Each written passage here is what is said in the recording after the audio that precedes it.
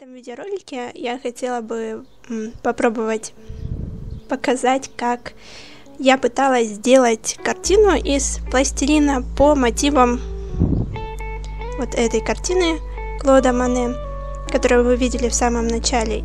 И примерный результат моей работы. Сразу скажу, я его немножечко испортила, но вы можете увидеть перед тем, как я его испортила, когда он еще был более-менее. Так как это пластилин, я его решила немножечко покрыть тенями для век. Ну и как результат все краски приглушились, и на передний фон выступили темные тона. И как-то получилось не очень. Но в процессе вы можете увидеть принцип работы, как я это делала. Некоторые моменты, они все равно могут пригодиться, как, например, белые блики, которые можно использовать, чтобы придавать объем. Что если картина, допустим, в голубых тонах, можно использовать немножечко зеленые.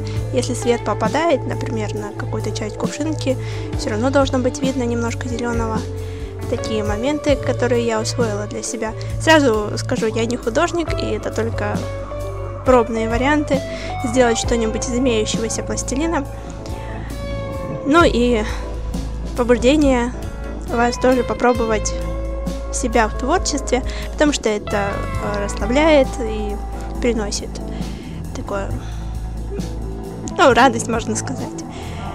Ошибка моя была то, что я рисовала с экрана монитора, а вот там маленький он, и лучше делать с крупного рисунка, если вы что-то будете делать.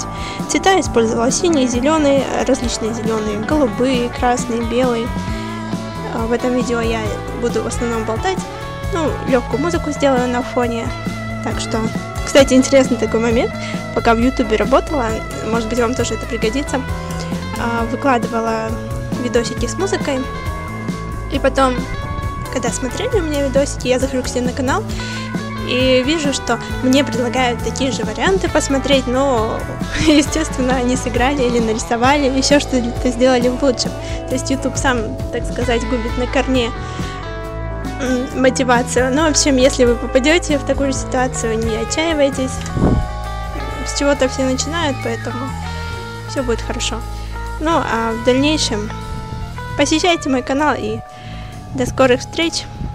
Планирую в дальнейшем делать еще много интересного. Не знаю насчет пластилина, но насчет музыки буду разучивать различные. И, кстати, если вам интересно, чтобы в мелодии, музыки, которую я разучивала, я сделала этот разбор, может быть, вы тоже хотите играть, то есть медленно какие аккорды. Так как я не особый профессионал музыки, я назову это аккордами, то есть сочетание одного нажатия нескольких нот в медленной вариации.